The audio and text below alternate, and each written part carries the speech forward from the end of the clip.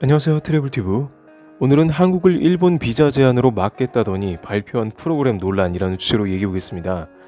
일본은 연일 한국에 대한 경제 보복을 확대할 것으로 알려지고 있습니다. 그 중에 유력하게 거론되는 것 중 하나는 한국에 대한 비자 제한입니다. 그런데 막상 일본에서는 한국 관광객을 일본 관광 정책에 있어 굉장히 중요한 핵심 중 하나로 생각하고 있는 정황이 다양하게 발견되고 있습니다. 우선 7월 2일자 발표된 관광 비전 실현 프로그램 2019년 계획인데요.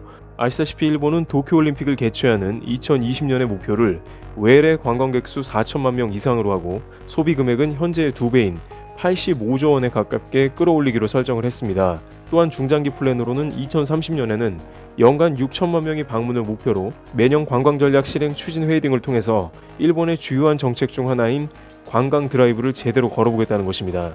그래서 일본 관광청과 문화청 등에서는 다양한 한일 교류 행사를 통해서 한국과의 끈을 놓지 않으며 많은 관광객을 유치하겠다는 전략을 짜고 있습니다. 특히 최근 한국의 많은 지자체들이 일본의 한국 홍보관을 세우고 있는데 최근 한국에 방문하는 일본 관광객이 폭증하고 있기도 하고 일본에서도 한국 관광객이 일본의 3배가 넘게 방문을 하는 상황이라 상호적인 측면에서 서로 윈윈 하자는 의미로 관광 교류에 힘을 쓰고 있었습니다.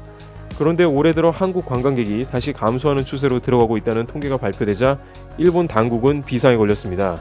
전년 대비 약 5%가 줄어들어 다소 미미할 수도 있다고 합니다만 당국에서는 당장 2020년 도쿄올림픽의 4천만 명 목표를 어느 정도 맞추기 위해서는 일본 관광의 큰 비율을 차지하는 한국이 작년보다 반드시 2자릿수 이상의 성장을 보여야 가능한 수치이기 때문입니다. 자신들이 마케팅이나 기타 예측으로 가능하리라 봤고 실제 중국은 10% 넘게 방문객이 증가해 예상대로 되었지만 한국이 한일 외교 갈등과 같은 요인으로 줄어들어 버린 것입니다. 따라서 당국은 일본의 관광객 수 1위를 고수하던 한국의 부진이 치명타로 다가와서 다양한 관광객 유치를 위해 머리를 싸매고 있다는 업계 관계자들의 소식이 전해지고 있습니다.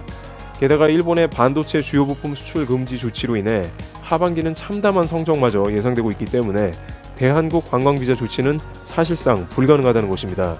일각에서는 비자로 한국을 제한하겠다고 하지만 취업비자나 일본에서 돈을 벌어가는 것을 제한할 가능성이 크고 실제 일본의 캐시카우나 다름없는 한국 관광객을 몰아내는 것은 동일본 대지진 이후 관광을 통한 일본 부흥 정책을 추진하는 자신들의 정책과 정반대가 되기 때문에 부담일 것이라는 의견도 제시되었습니다.